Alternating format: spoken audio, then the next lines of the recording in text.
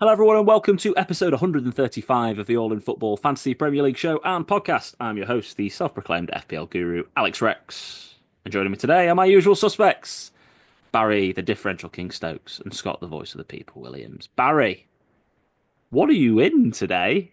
And where are you in the world? Well, let's have a change of scenery. I'm in the pickup. I'm gonna go drive down to my homeland tomorrow. I'm gonna go to Cardiff, the Scum, to pick up a part so we can measure it, see if we can machine it. So happy days, early start for me tomorrow. So yeah, hopefully it's a nice little victory for Villa. Be nice, wouldn't it? Well, that's the thing. I think, let's hope for not for too long extra time and penalties tonight, then, Barry, for you, if Fingers you want to get crossed, up yeah. early in the morning. And Scott, how the devil are you? No, Oh, Scott, how are Who's you? in Scott? So I didn't. Yeah, I thought you just said, "How the devil are you?" Miles away. Yeah, not bad, mate. Not bad. Living the dream. Living the dream. I was chatting a bit of fantasy football with our friend Sandy on Sunday night. He was loving life, racketanning all the time. He's a couple of drinks in that lad, and he's fire, isn't he? As if is he still talking about fantasy football? I thought his season was over. Try to, and then he did a bit of moaning and smile. I don't really know. Sounds about right for Sunday. Well, thanks ever so much for joining us, everyone who is listening and watching, and also thanks for joining me, of course, Barry and Scott. Don't forget to like the video and subscribe to our YouTube channel, which we keep getting a few more subscribers to. And also don't forget to give us 5 stars where you get a podcast from. Click the little bell icon when a new one is uploaded. You will get a notification through to your mobile device of choice, and don't forget to follow us on social media platforms. All in Football Pod, All in Football P, Twitter, Instagram, and TikTok, and the FPL Affairs Facebook group where Barry is posting most of our content. Keeping the graphics coming along, we're getting plenty of interactions with that, which is great. Right, we've got one game left still of double game week 32, which is Newcastle against Crystal Palace. Um, I assume because they're the two teams that double, so I assume that's the game that's left. Uh, I want to cover off a couple of managers of the week because there are a couple of people to shout out this week. Let's start off with the current leader for manager of the week, which is Scott Bell with Wimborne Town.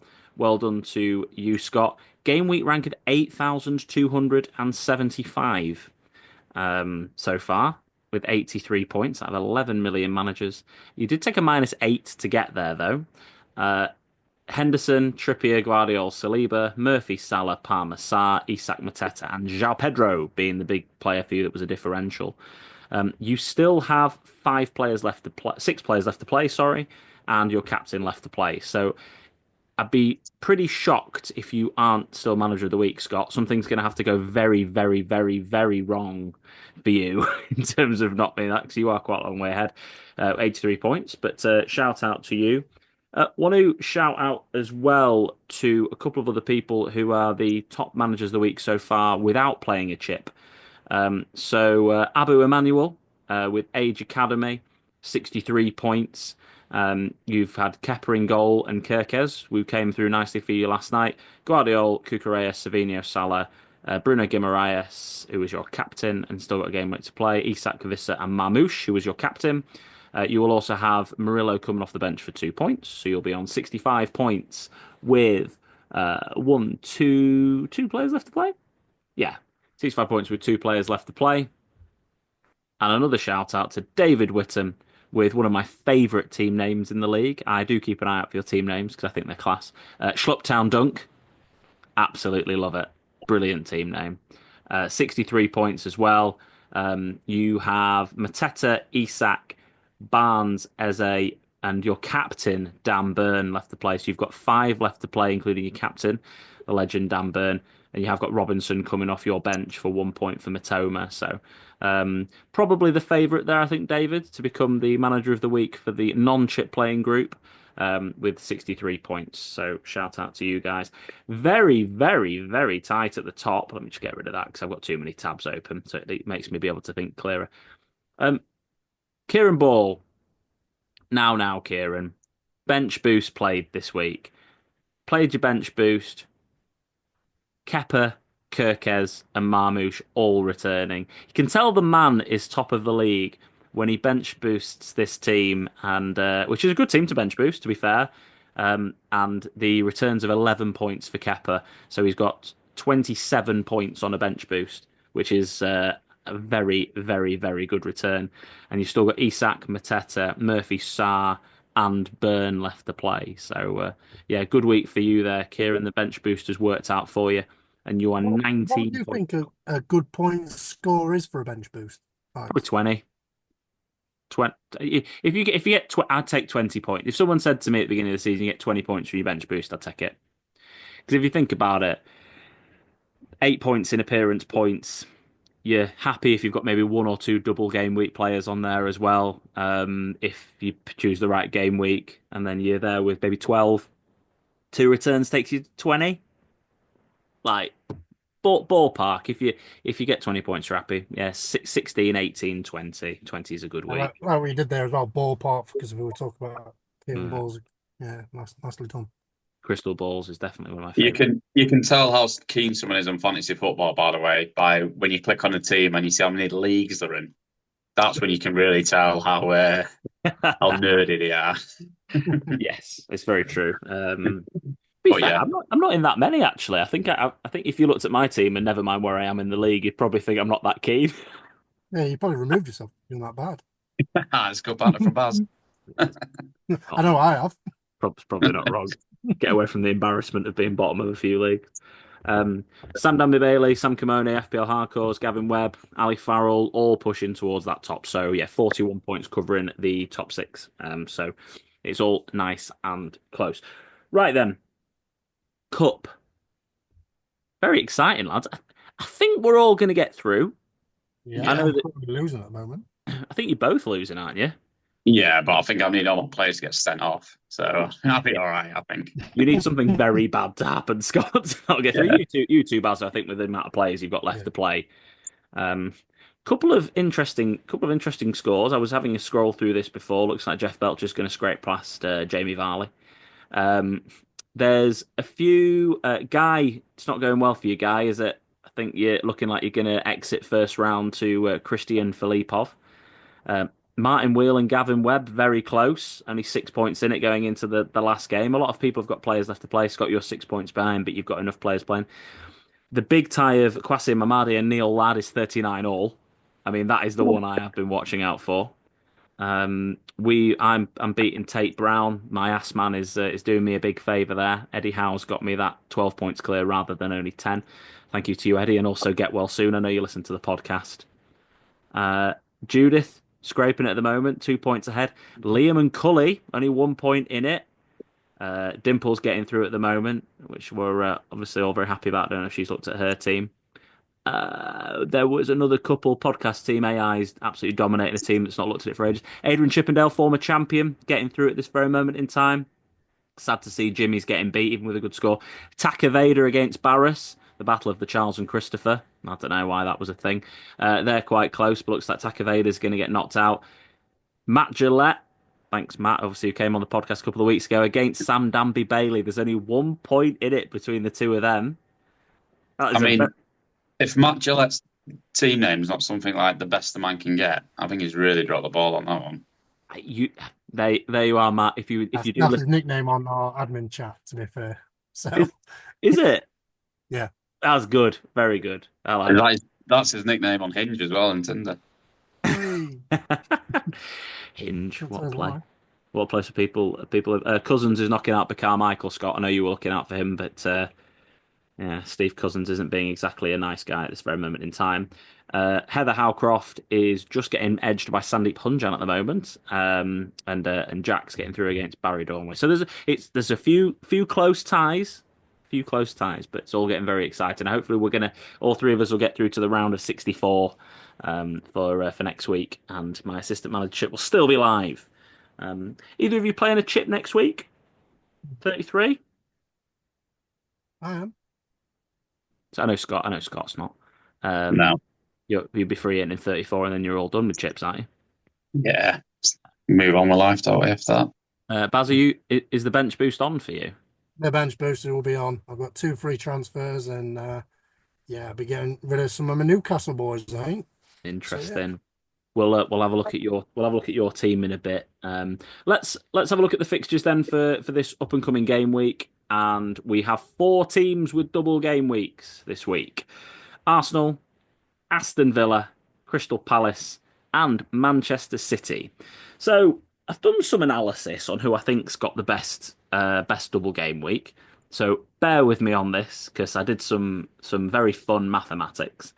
I had a look at the form table for the teams, and I had a look at their home and away records, and I had a look at their current position in the league, and I added all of the numbers together, and the higher the number, the better the double game week for that team, because obviously the lower down the league their opponent is. So Arsenal have Ipswich away and Crystal Palace at home. They totaled 76 on the list. That was the best. Manchester City have Everton away and Aston Villa at home. They totaled 56. And then we have Crystal Palace, who have Bournemouth at home and Arsenal away. They got 36 on my score total points thing. And Aston Villa, with Newcastle at home and Man City away, only got 25.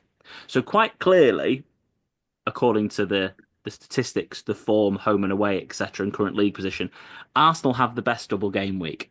So that is where we're going to start. Ipswich away and Crystal Palace at home. Barry, how many Arsenal players do you currently have in your team? Two, Saka and Raya. Second row. Scott? Same? Yeah. Yeah, I'm the same as well.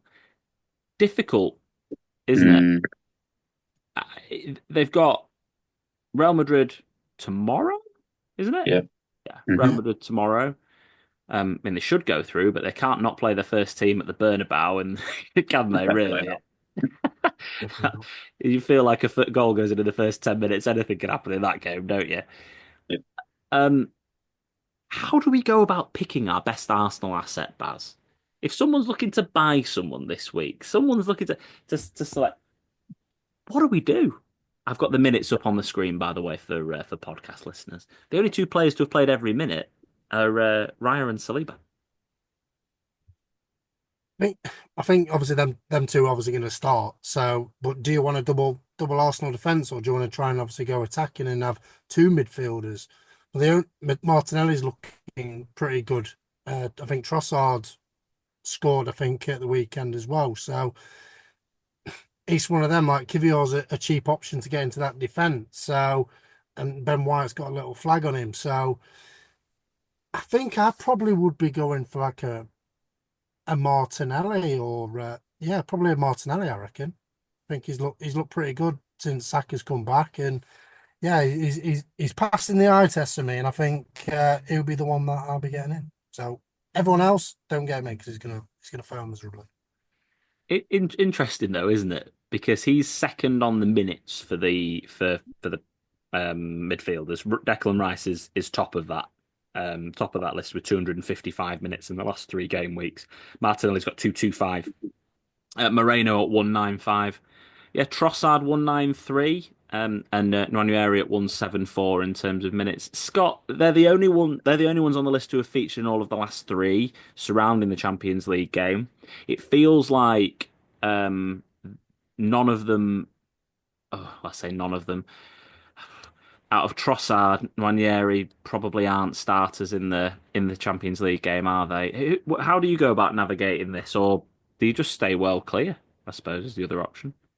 I mean, I don't think it's an unbelievable double game week, to be honest with you. It's not one, Ipswich away. Yeah, you probably like the sound of that on paper, but again, Ipswich, they keep taking leads and just throwing it away, so probably score a goal. And then Palace are, a team that's relatively in form at the minute, really. Obviously, they could have beaten Man City if that third goal was, slightly onside. As they held his run a bit more, they go 3-0 up. It's a tough ask for City to come back into that. So actually, I think those two games on paper are tough games. If Real Madrid, what we said there, they can beat tomorrow night. If Real Madrid beat Arsenal tomorrow night, you've got to be looking at Saka because he's going to play because they're out of all the competitions. Like they're going to play him in the league. Are they still going to nurse him if and when they go through? Potentially. Across the two games, is he going to play 90 minutes? Probably. So you're playing 90 minutes against the Crystal Palace and an Ipswich. Bang them in the middle. What kind of team have you got? You probably got like a Spurs at home. How bad Spurs have been this season. So would you have Saka playing 90 minutes at home? That's kind of how my brain works a little bit. Mm-hmm. And probably would play him at home. So I still think Saka, even though his minutes are getting managed, he's still playing. He's came on at half time at the weekend. Or one of the games anyway, he came on at half time. So he's still getting minutes. He still has to play. It's just how much he'll play. Like I said, if Arsenal get knocked out tomorrow night, I'd absolutely be looking at Saka as someone to get in if you've not got him already. If they don't get out, I still think Saka's a viable pick because those two fixtures are pretty nice. Let's not forget, both them teams are leaking a lot of goals at the minute. You've got Muniz in there mainly if you're an attacking asset and you're for Palace. So yeah, I still think Saka's the play because like you're looking at Martinelli, Trossard, 1 year. They're not really picks that you like. You're not looking at like you're looking at a Jacob Murphy for Newcastle at the minute where you're going, yeah, have a bit of Jacob Murphy. Not this week, Villa away, but coming into the last couple of weeks kind of thing. So I would still probably look at Saka ahead of them regardless. With the getting knocked out of the Champions League thing's an important thing as well, isn't it? Because if they do get through, I mean, what I will say in terms of if they do get through as well, that was the point, sorry, I was going to make, is in terms of fixtures, they play, because it's a double game week, both their fixtures fall into 33. So they play weekend of the 19th and midweek 22nd. Then they have the weekend off before they play the next semi-final. So there is still 7 days between those two fixtures. So it does feel like that then the first game is the Ipswich game, and then they have the Palace at home game. So it feels like if he's going to not play one of them or he's going to be on the bench for one of them, it's going to be the Ipswich game, and he'll probably then start the Palace game because they'll have that 7 days before the semi-final in Champions League. So yeah, I think you'll probably get maybe a game and a half out of Saka. And yeah, I agree. I don't think that's a bad situation to be in at all. So because one of the questions I did have thrown at me this week is he a sell? And I was like, I can't see that being. If the only reason you'd be a sell is if, like I've just said before, if you had the equivalent of Jacob Murphy that you could bring in, like we brought in Jacob Murphy for Anthony Gordon last week, that was an easy go-to. If you had a similar situation with Arsenal, yes, absolutely, but no, not for me.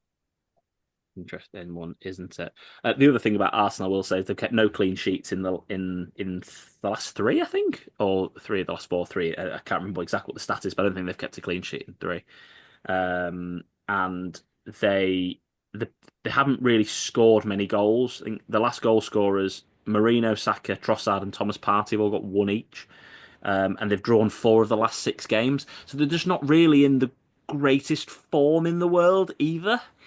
And Yeah, this is why I think Saka's going to potentially play more because they need to play themselves into form if they're going to try and win a Champions League. And, they want to finish second in the league as well. They start dropping points. Newcastle will be right on him. So, yeah. Yeah. Moving on to the team who I think are the ones that we should probably be investing in most this week. And it's nice to start talking about them again. It's Manchester City. If I can find their numbers on here, which would be helpful. There we go. No, that's starts with Strand Larsen, so that's wrong. There we go. Manchester City. I think every man and his dog who's still engaged now surely has Marmoush. You'd have thought. If I you're still think so. if you're still an engaged manager and you haven't got Marmoush in your team at 7.6 mil with Haaland out injured, then you've got the easiest transfer in this week probably in history. You don't even really need to think about it that much. The big question is, Scott, I'm going to come to you first on this one this time. Is Kevin Kevin. back?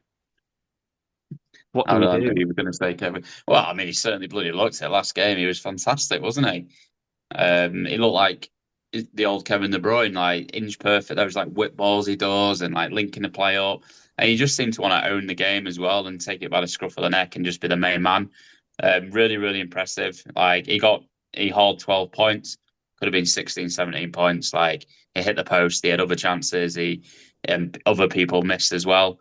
It feels like, they are gonna lean on him a lot more, especially with some of the injuries they've got as well.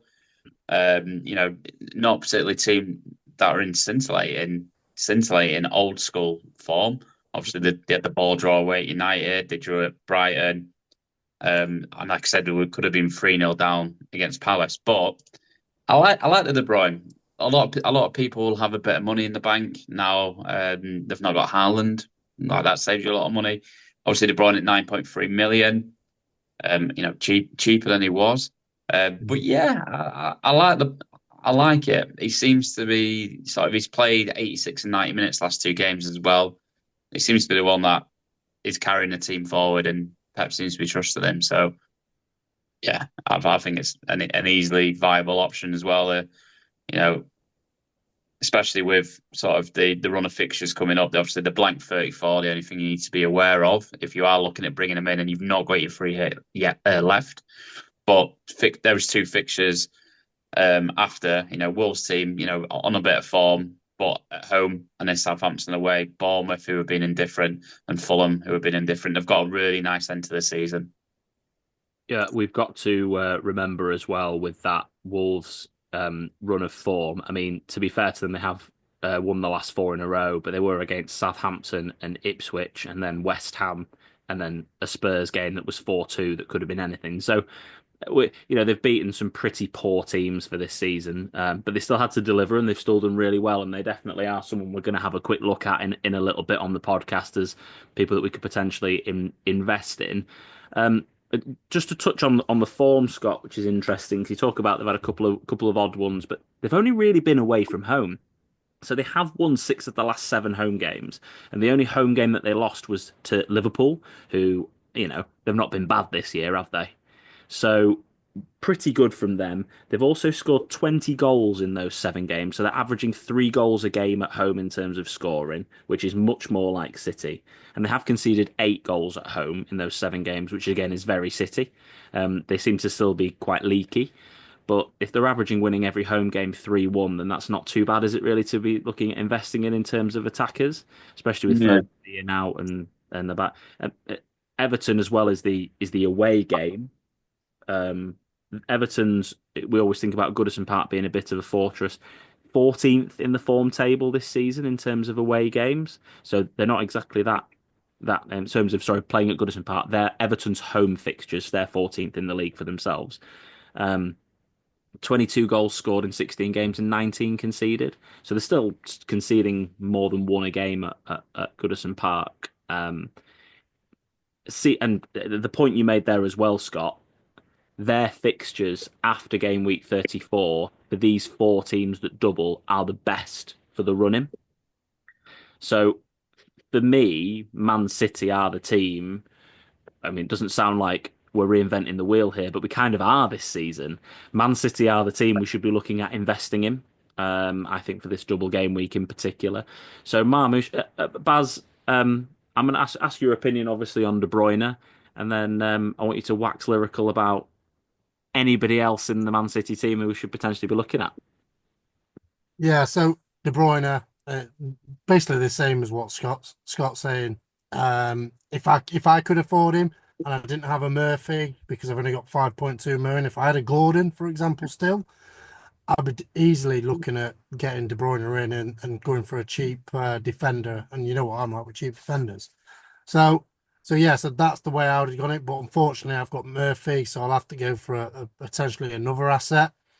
Um, it's hard to judge because he rotates it quite a lot. Thought Grealish was back in form when he scored, and then two sub appearances after that, and then McAtee as well. Obviously scored.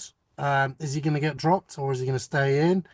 Gundogan, and you got Doco and Sabino, the speed merchant. So it's hard to pick, and the only one that's really kind of nailed on is De Bruyne at the moment. And who would have thought that with his injury risk and potential rotation problems?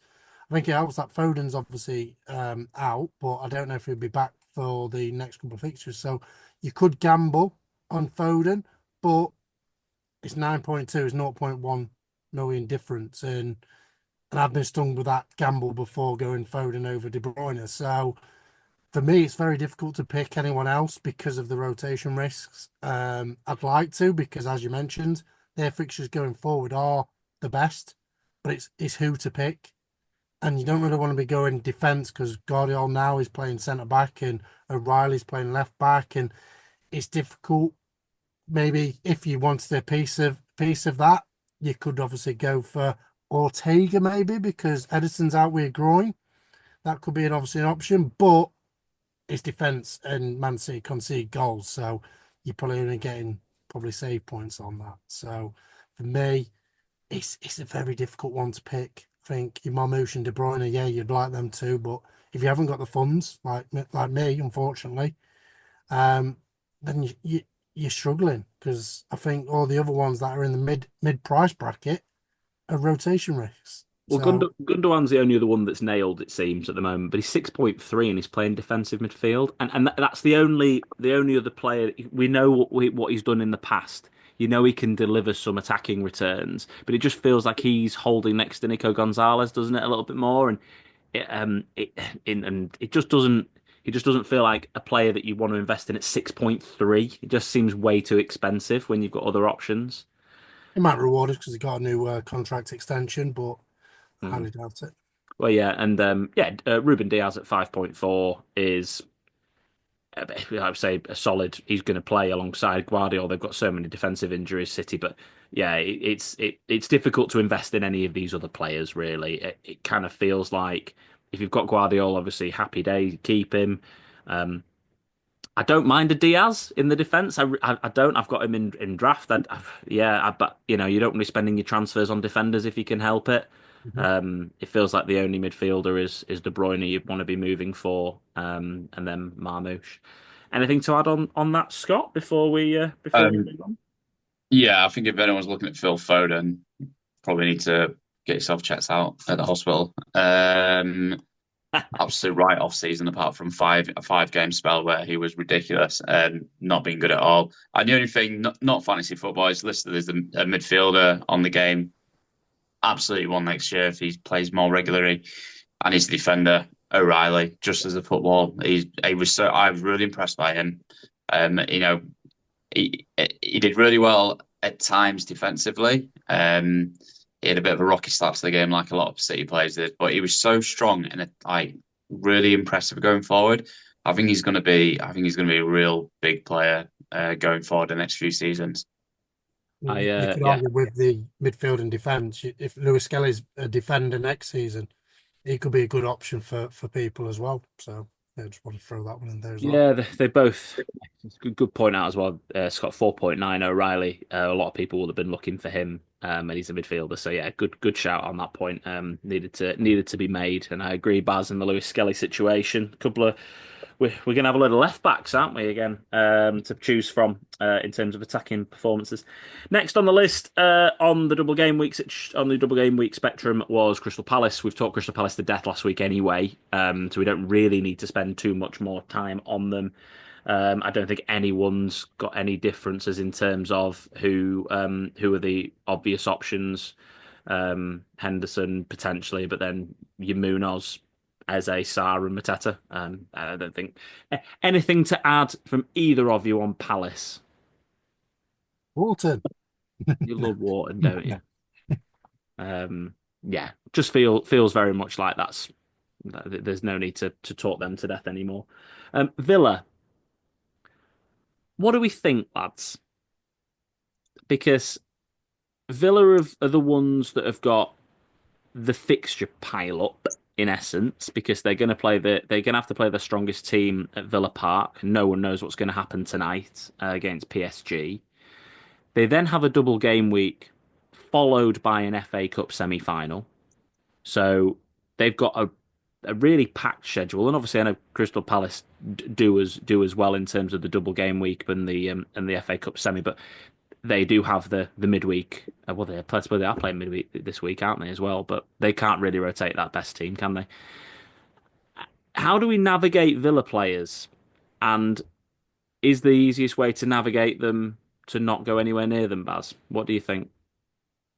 I won't be going anywhere because Newcastle's in great form and they got City as well. So it's a very tough double game week. I'm surprised on the fixture ticker. Are they both reds or is Newcastle grey, I I think? think it's a grey and a red. Yeah, it's a three and a. Yeah, I don't know how that is. They both should be red, to be honest, in my eyes. And obviously, especially with obviously the fixture congestion they've got. Like I think I've only got Digne, I think, at Aston Villa, and I won't be investing in anyone else with my two transfers for game week 33. So I'll probably be going for like a single one or try and get into that Man City, but it's going to be very difficult to try and pick that. So for me, you probably if you had to gamble on one, Marlin, maybe because he's not registered for the Champions League. That's the only reason. And Watkins because he didn't start, but he hasn't started. I was thinking he was going to nailed on starting against Southampton, and he didn't. But he came on and changed the game. So for me, I think he'll be a good player to get. But everyone's got that template strike force of Mateta, Marmoush, and Isaac. So if you wanted to say, right, actually, I've had enough of Isaac and go for Watkins, I won't, if especially if you're chasing, I won't be grudged because you've got it. For me personally, I've got free at 34. I can just put Isaac back in. So Mhm. it's a gamble that's potentially worth taking. It's a bit like my triple captain gamble on Murphy this week. Could So still yeah, pay off, mate. Could still pay off. yeah, exactly. So it's one of them, and it's difficult. I think they're probably the only two I would go for because they haven't played a lot of minutes. So they might get more starts in the league is my guess, but who knows? The three that don't seem to get dropped: Martinez, Rogers, and Tielemans. The other two that have featured in all of the last three league games, even surrounding all the fixtures, are Konsa and Asensio, and Onana and Rashford. So they seem to be the ones that seem to be getting included in at least some minutes in every game. Scott, any thoughts on the Villa players and people to potentially pick or stick with? And then You also, stick with, you oh, stick with Rogers, won't you? I've got Rogers, not going out my team. He's returning. He's very consistent with his returns. 9, 10, 6 last three game weeks. Had a 7, just a couple before that as well. Like you say, he plays all the time.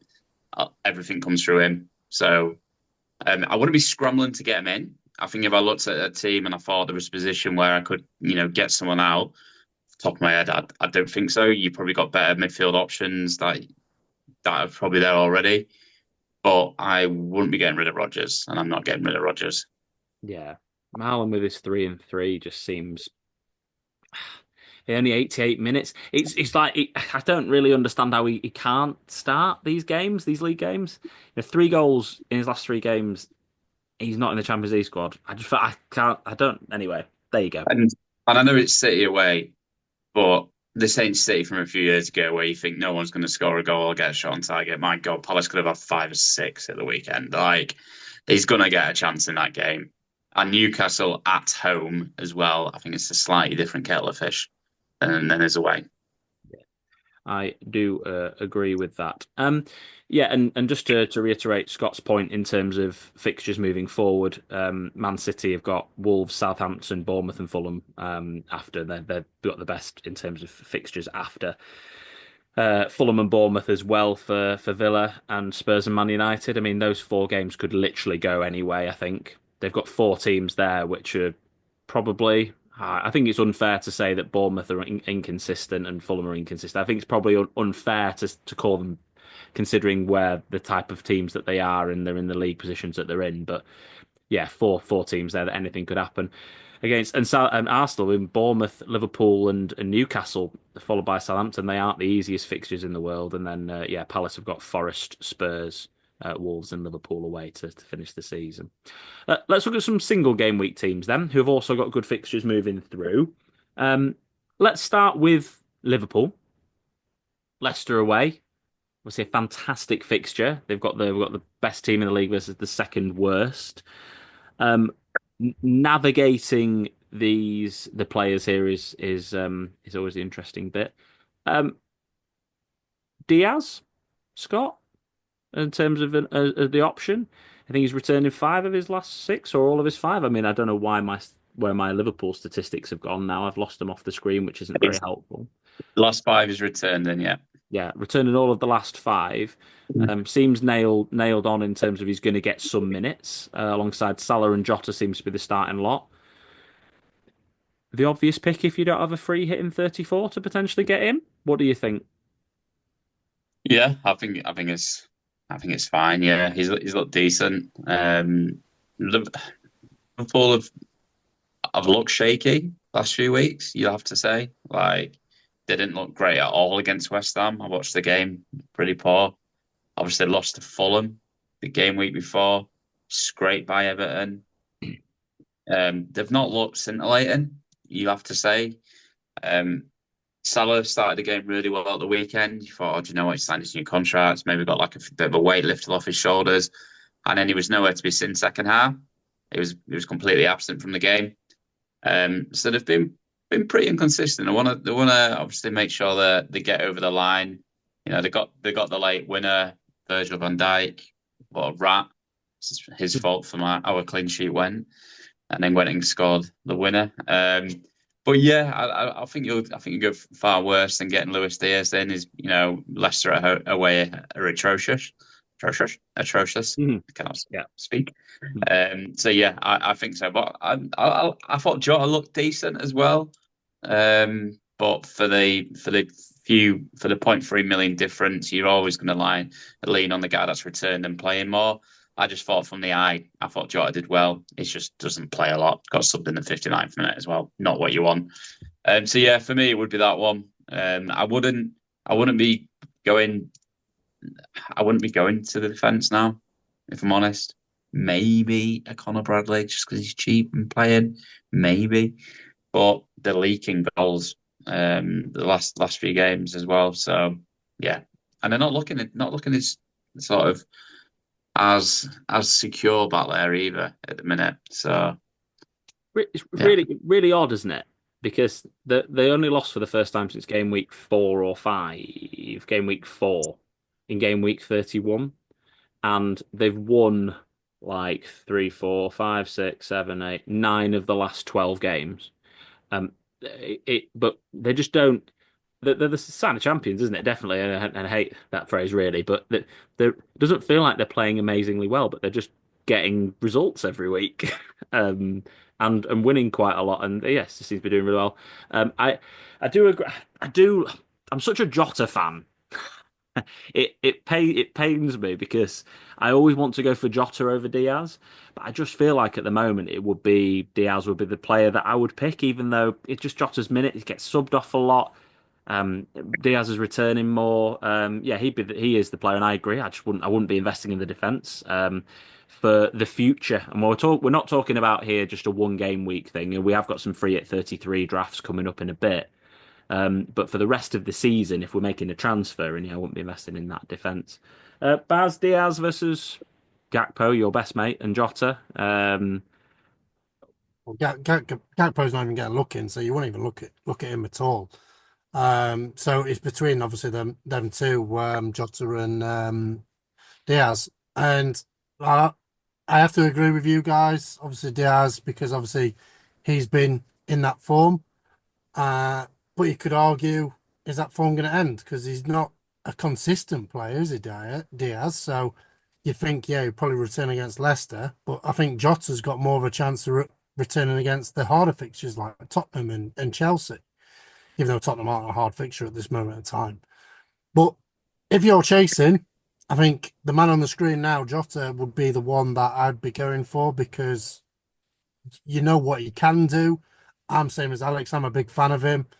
He plays that role really well. He's good in the air, and he's as I said regarding the when he scored against Everton, even though he was offside. Well, Diaz was offside.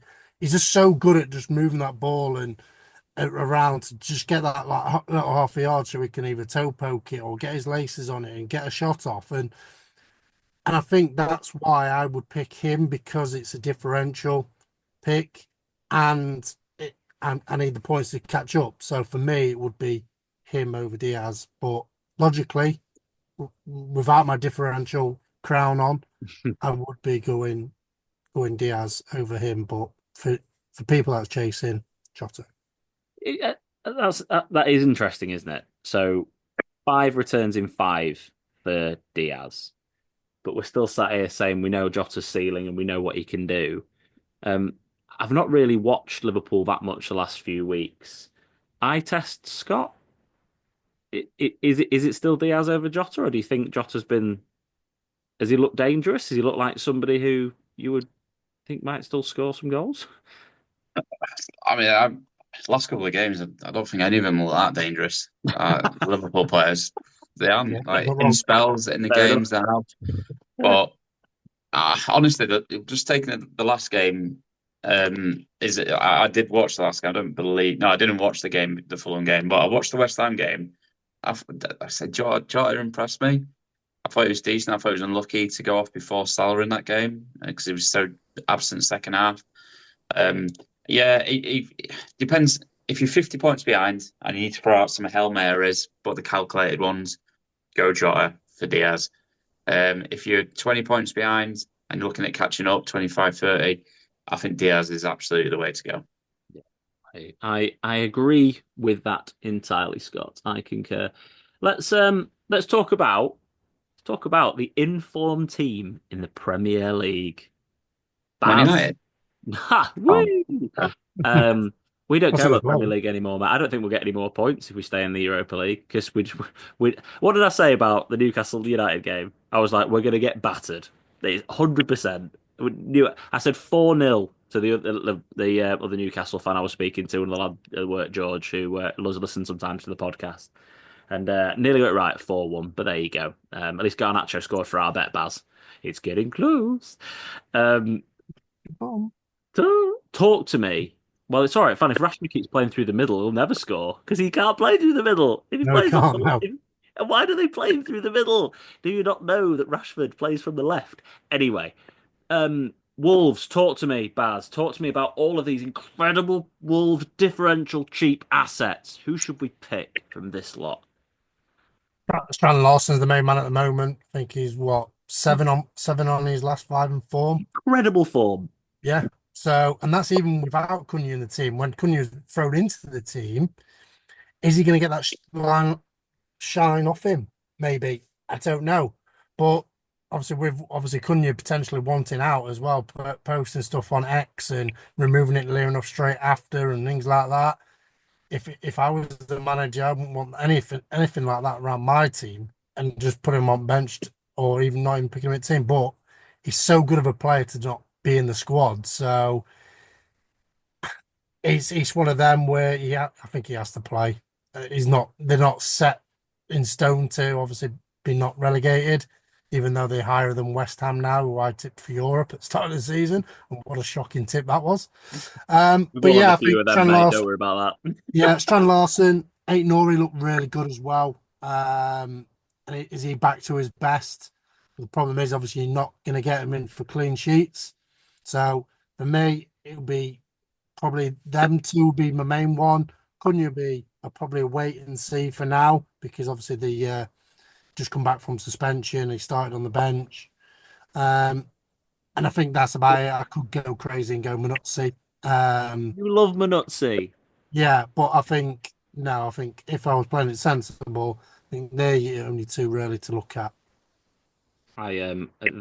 Strand Larsen, 3 goals in the last three, but obviously his form's been pretty ridiculous actually, considering. And so fair play to the lad. Last game's 13, 9, 6, and 6 is returned. And yeah, they've even with those fixtures, Baz, you're right in terms of clean sheets. they've only had one clean sheet in the last six, even with those sort of slightly easier games.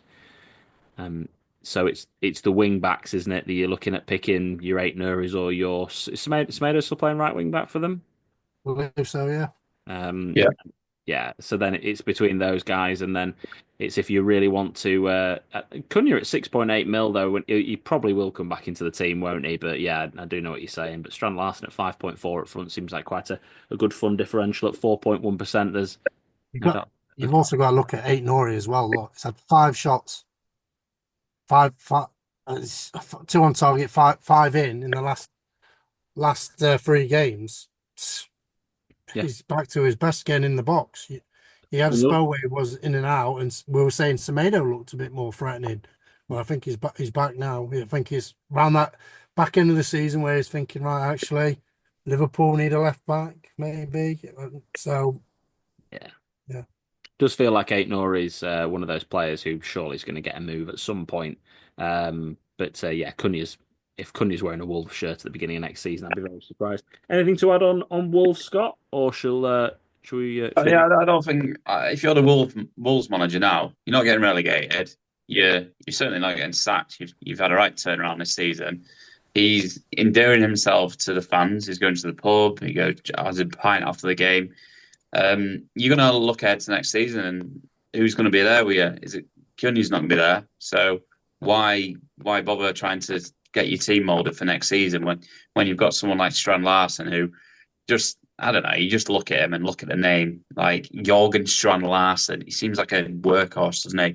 When you look at him, he's not the most eloquent player in the world, but he's certainly one. He's a bit like a Raul Jimenez, isn't he? A bit of a throwback to when he was at Wolves.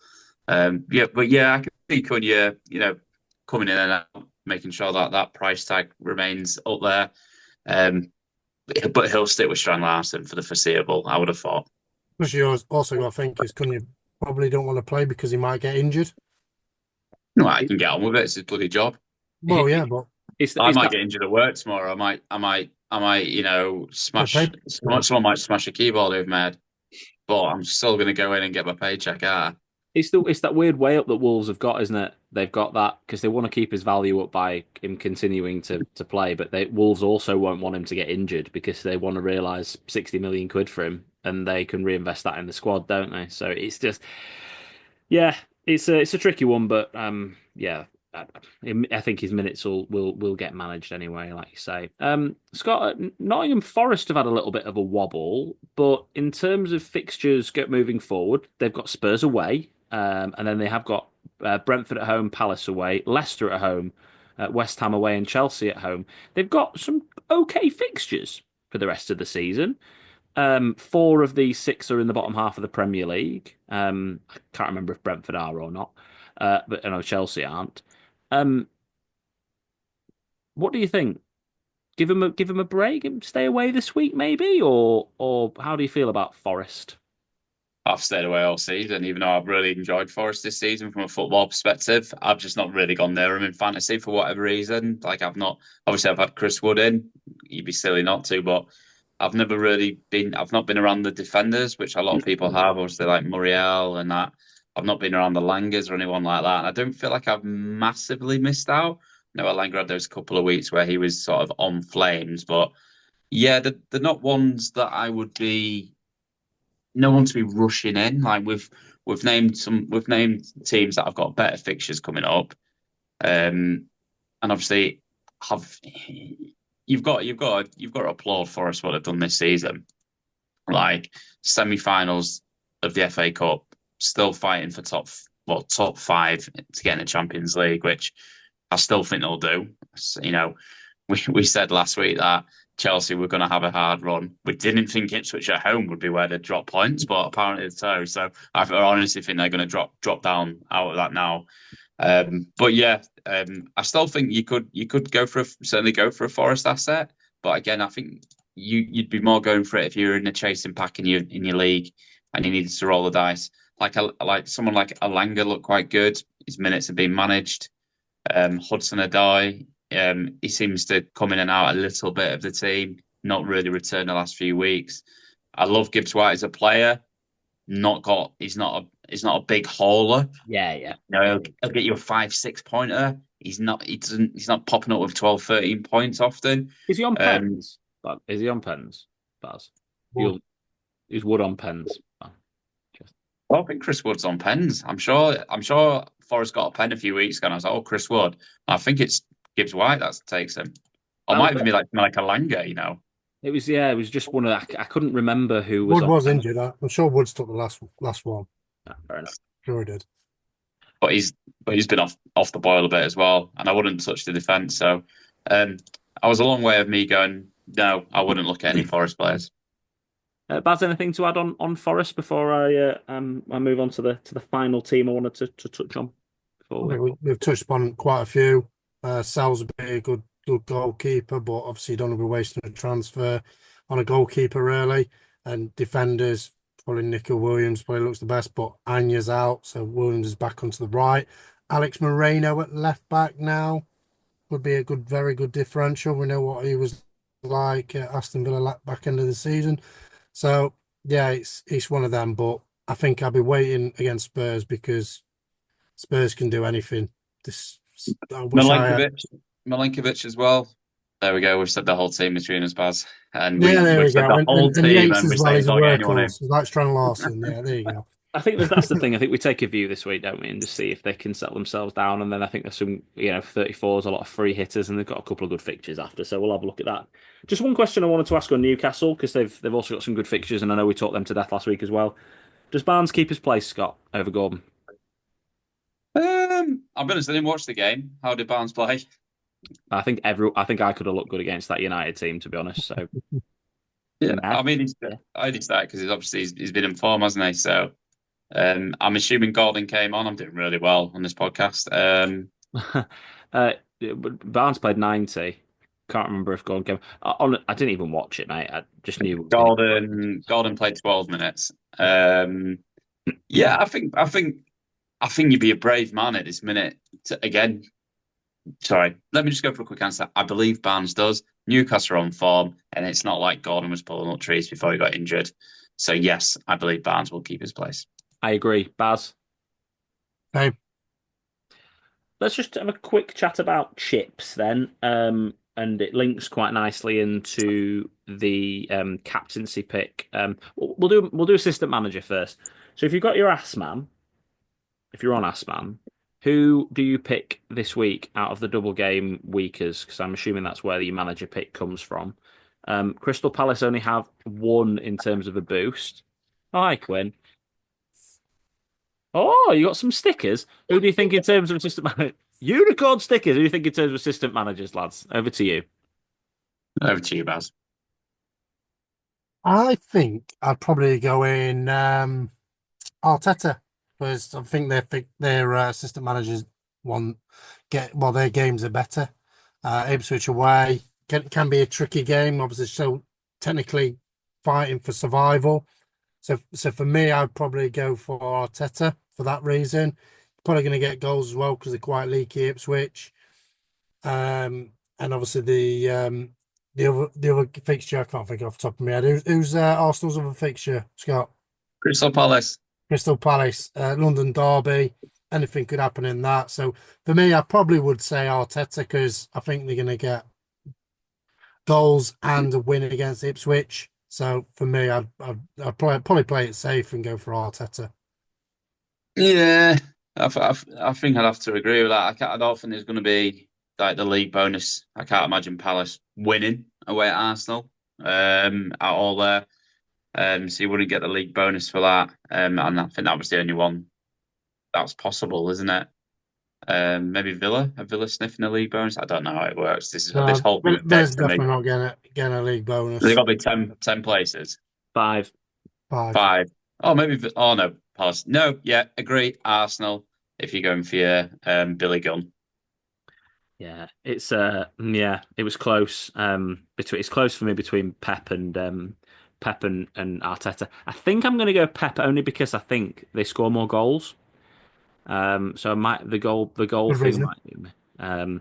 But yeah, it's close. But that's my transfer this week is how to either Arteta or Pep. Yay!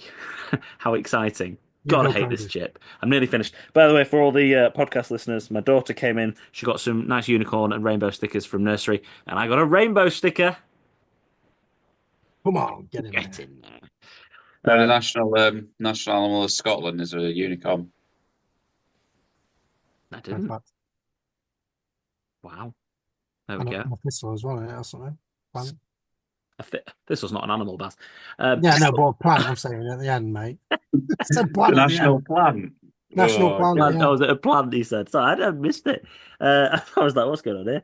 And it's like where there's a pineapple on top of the Wimbledon trophy. Who knew? Anyway, right. We've done Ask Man. Let's do triple captain, and we'll do captaincy at the same time whilst we're doing that before we move on to our punts and drafts. Uh, Fixtures. Baz, is it Marmouche or no one really this week in terms of captaincy with the double game weekers? Any other options? You could argue Saka, but like we talked about earlier, he's probably going to play what, 90 minutes, between 90 and I'd say 120. I don't think he's going to play the full 180. So, and where Mamouche is probably going to play both because they're going to go centre forward. So, but the Everton away fixture with Moyes in charge, I don't really like it, to be honest. So, I'm quite happy I've played my triple captain now because I was tempted to do it in this fixture and put it on Saka. So, yes, it's a tricky one. I think quite a lot of people's played it, and if you haven't played it, I don't think you'd be playing it in this one because of the fixtures in the Champions League for Arsenal, and the fixtures aren't that enticing. So you could potentially wait and have it for the third potential double game week that might happen with the FA Cup and hope City go through because Southampton away and Bournemouth at home would be a good Mamouche triple captain. Hmm. So that could be a shout, but it all depends if they beat Forest. Interesting thoughts. I do like that. And if there's a double game week, that probably would be better. Yeah, maybe it's the Saka if he gets knocked out of the Champions League. Maybe that's the captaincy shout and option. Scott, thoughts? Captains, triple captains to play. It's a bit of a meh week, isn't it? Quite Mm, like, don't mind Eze. I know Bournemouth won last night, but they've been in a bit of a rocky patch. And to be fair, I didn't watch the game. Too busy, winning five-a-side football makes a change. Um, but I saw that Henderson got 7 save points. So I'm guessing they were peppered a little bit in that game. So yeah, I can not Henderson. You know what I mean? Pepper. Kepper, yes, my bad. 11 points he got there. Yeah. So I don't mind Eze. I'm looking. Yeah, Everton away always scares me, especially now under like Moisey. So Mamouche or Eze for me. Mateta's not looked on it since he got booted in the head. And Saka potential, but again we've already discussed his minutes. So for me, it's on Mamouche and Eze actually at the minute. We could go single game week player and maybe Salah. Yeah, do you know what? A month, 3, 4 weeks ago, I think that's a genuine discussion. I'd have done it, Just yeah. not quite on Yeah. it last couple of weeks. I think I actually, yeah, 3-4. I completely agree. I'd have done it against all these other fixtures. It would be Salah captain against Leicester. Yeah. But yeah, I agree. This week's not. Left field shout, Baz. Jared Bowen. Why not? If you've got him. I know I've been speaking to Phil and he's on about taking a minus to do his bench boost. I'm bringing Jared Bowen for that reason. Yes, Not to obviously captain him, but obviously to get the potential points because I believe he's playing the centre forward role as well. he is. Yeah. Yeah, So yeah. yeah, it's good to know. Leads on nicely to the free hit drafts that we've done the other chip for this game week. I put a free hit draft together because it's the second most active chip across the top 1%, according to FPL team. The second most active week for it for the rest of the season, I should say. Sorry. Looks like 34 is the most common by a long way, and then 33 is next. So interesting in terms of numbers. I went for Raya in goal because I think out of the goalkeepers, I'd like to have 3 outfield City players, and the other might have been Ortega. Munoz, Bradley, and Guardiol Eze, Salah, Saka, De Bruyne, and Luis Diaz, Marmoush, and Mateta. I did think as well that Jared Bowen could be in for Diaz, could be in for Salah, could be in for any of these guys. Not for Salah, sorry, for Saka, and any of these guys. And then Marmoush and Mateta up front. I had Marmoush as captain. Areola, Strand Larsen, Wan-Bissaka, and Agbadou for finances to sit on the bench. So yeah, that was the free hit team I went for there. Any thoughts on that one? Just got any notable after we've had a nice big discussion this week? Any notable misses or Mateta? yeah? Any other options other than Mateta? Not really. Strikers are really tough to come by this week. Strand Larsen was probably the only other option I had as a single game weeker. In terms of double game weekers, Arsenal don't have any strikers. I don't know if they've heard that in the news. And But you then look at Southampton, Leicester, Liverpool, their strikers on the game are not Gakpo, playing. Gakpo and Yeah. Nuno. And the West Ham, like we've just said, Bowen's up top. Yeah. Yeah, fine. I'm a home haul. I'd play Wan-Bissaka over Bradley. That's it. Yeah, Wan-Bissaka over Bradley's completely fair, I think, on that front. And then, yeah, Bowen was the other option in there. Baz, anything to add before we have a look at your differential free hit team for this I'm week? surprised you picked two Wolves players, but since they're playing Man United. But Yeah, I mean, I benched him, but I don't see us do. Do you know what? I think we beat Leon, and I think we get through, and I think we just get battered in most league games because you can't be off it by 1% in the Premier League. You're going to get done. And the players will just so if we lose every single game for the rest of the season, we're still on 38 points and it doesn't no one cares. Just no one cares. It's all about the Europa League anyway. Right, yes. It's my podcast. I'm going to talk about Man United for a second. Also, the Sky Sports lot, they're all having a little rants about Man United. I mean, did you not just see this coming this week? Can we all just let's just all just forget about it? Have your 5 minute rant about how bad we are? Whatever, Roy Keane. Like, it's just not this week's just not the week. Just no one cares. When we get knocked out to Leon, then have a rant about us being rubbish because then that's totally fair. So Um, 38 points if you lose every game, which is viable. mhm. That's mad to think that West Ham got relegated with something similar to that, didn't they? Yeah, yeah. Well, God. if that happens, we're still I think probably 16th, 17th at the end of the season. Yeah.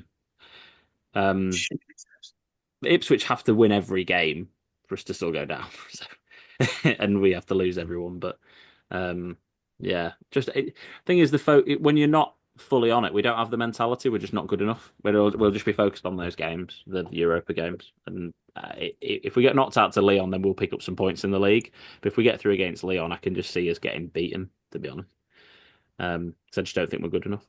Differential team, Baz, talk it through for podcast listeners. yeah, so I picked like near enough every single player under 5% apart from one. And you probably could guess who that is when I'll read them out. So my two goalkeepers, I've gone for Ortega and Areola.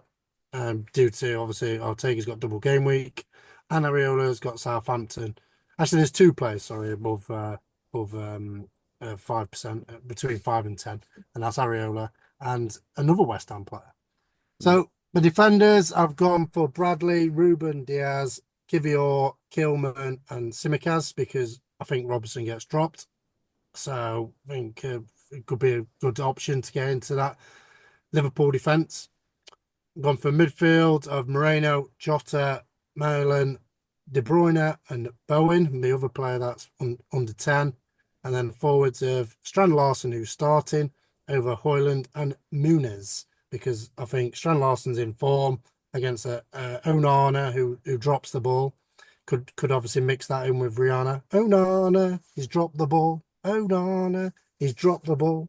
Dropped the ball. Yeah, cheers, mate. I thought I'd get recognition just in case I have that. Was it forfeit? So I might have to sing like Ella Henderson or something like that. So yeah, so that's the team. Very very differential. So yes, that potentially might be on someone's list, but it's not too bad. To be fair, I mean the bench is awful, but I think in terms of the 11, I like it.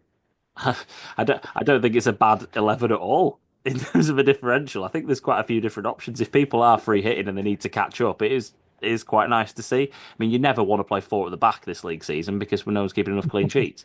You want another striker, but the striking options are awful. So you'd obviously have Marmoush in this team. You'd have to go for him. Yeah, because you've got enough money in the bank to be able to upgrade Hoyland or Muniz to that. But yeah, I like it. Anything to add, Scott? Or shall we crack on with our 3-week punt? Yeah, nothing. Sorry, I got distracted by some stats actually on the Premier League website. That was quite interesting. Most Premier League clubs managed, Sam Allardyce with 9. Oof. Nice. Oh, right. Pop quiz. How Go. many of them can you name? Are they in front of you, Scott? Oh yeah, they're in front of me. Yeah, Oh no, never mind. I thought that was 9 is how many I could that do. was such a you quiz to be able to do as Oh, well. I'd nail it. Do you know what? I think I'd miss one. I'd definitely miss one, and I'm looking at it, and I honestly cannot remember when he was there. Uh, when he was there. Oh, that's interesting. Go on. Let's see if we can do some really quickly. Well, so Baz, do you want to start the Sam Allardyce teams in the Premier League? Everton. Yeah, Oh, so are we really? I thought we were taking in turns. Sorry, mate. Bolton, yeah, Newcastle. yeah, Leeds, yeah. Took mine. Even I'm struggling now at this moment of time. West Ham.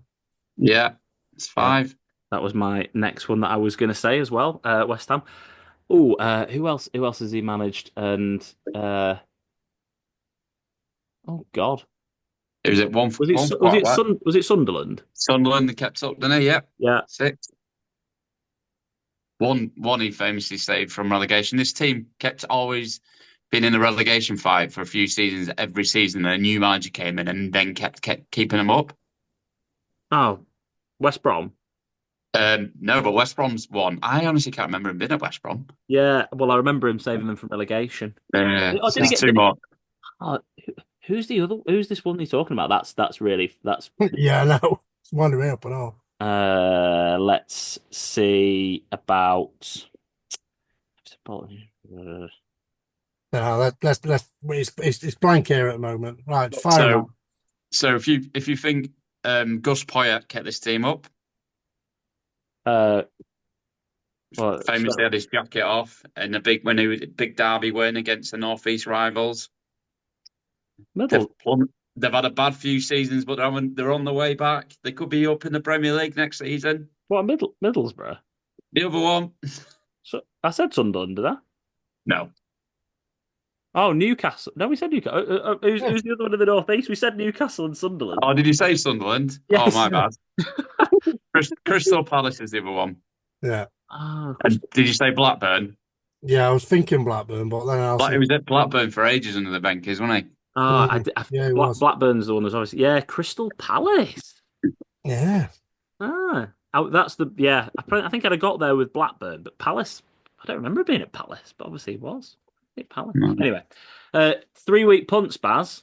These are the league. This is the league table on here. As Baz said, I finally found something I'm quite good at this season. Thanks, mate. I'm not mid-table on this one. Talk us through this and the results so far, and then we'll go through selecting ours, shall we? Yeah, so we've been doing this since game week 12 till present, and Alex he's flying on the under fives with 106. That's near enough double than what Scott's on at 54. The under ones, he's winning that again. He's got nearly double than what I've got, and I'm the lowest on 39. So yeah, he's absolute flying. So hopefully can get that form to the end of the season, or maybe me and Scott can potentially catch up. We will see. So we're gonna do the results obviously of this week's the last 3 weeks next week because we've still got one fixture left, haven't we?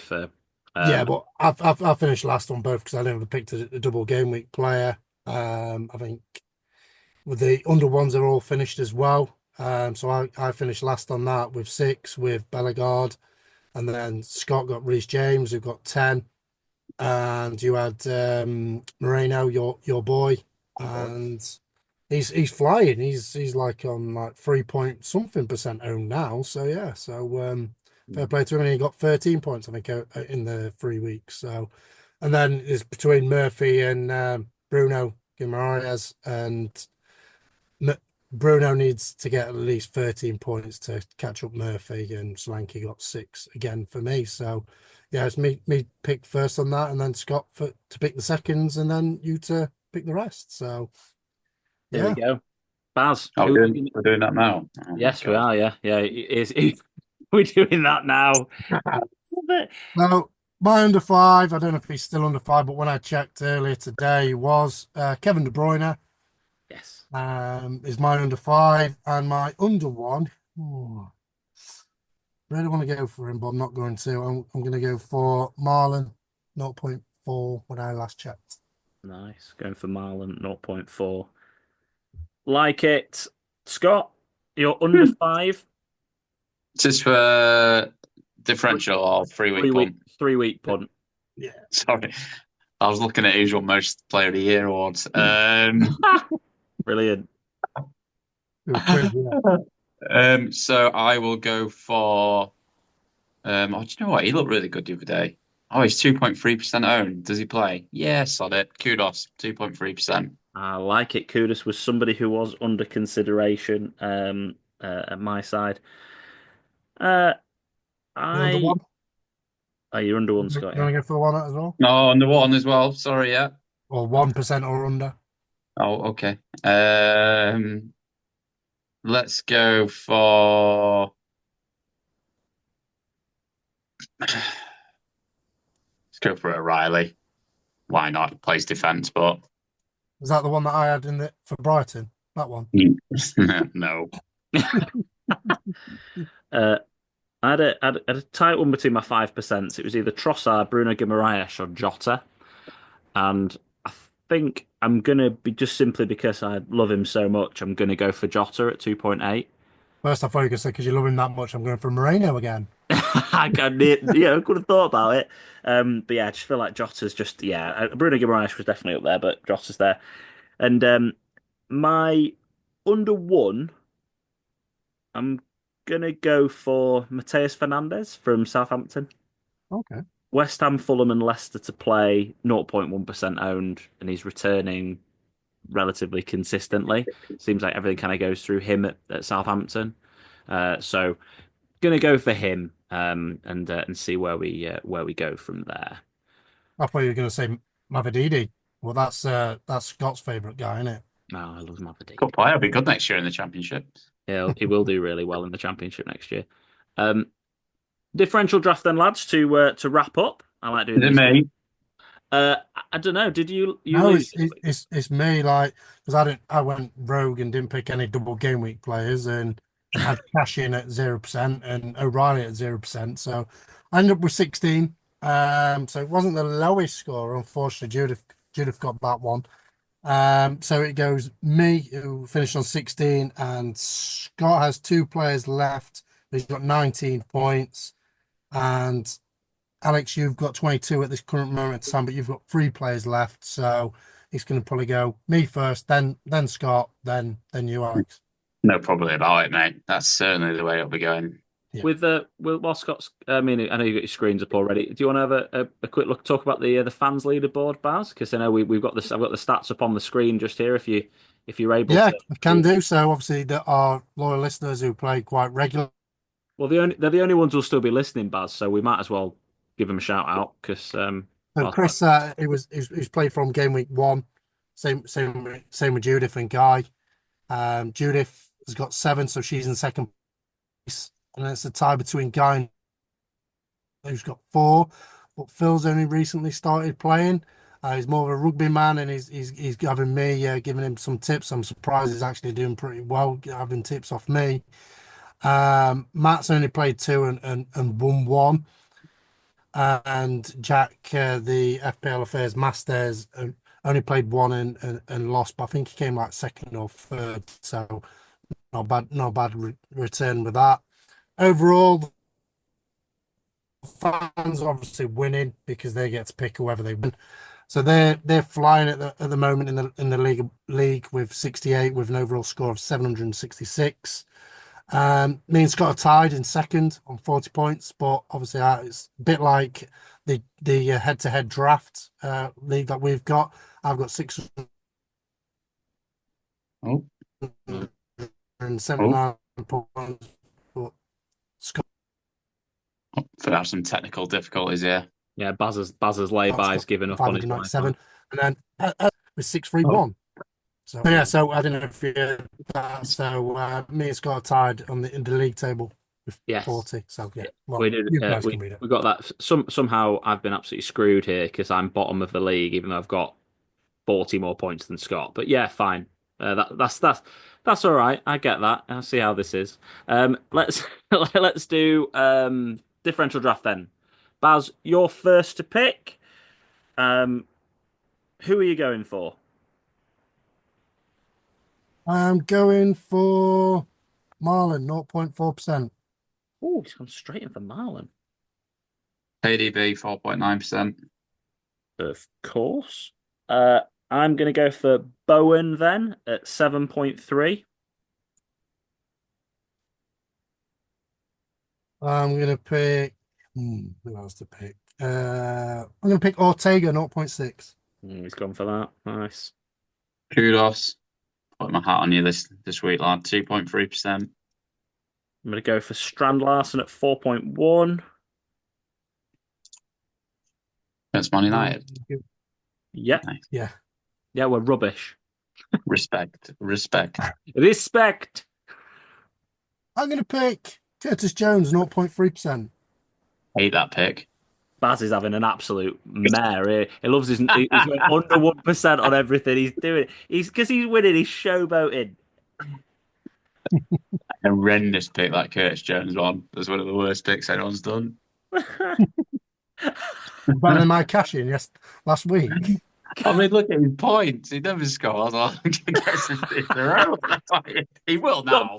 Scott, choose your players and are looking at Baz's and trolling him. I'll go for Alisson Becker, 8.3%. I go for Jota at 2.8. I'm gonna go for. Go on, and why not? I'm gonna go for Hoyland, 1% owned. Never does out in differential draft. Oh, some really bad picks here. I'm screwed it now, and I'm just clicking about. Is it me? Yeah. I'll go for. Has anyone gone Connor Bradley yet? No. Connor Bradley, 0.6%.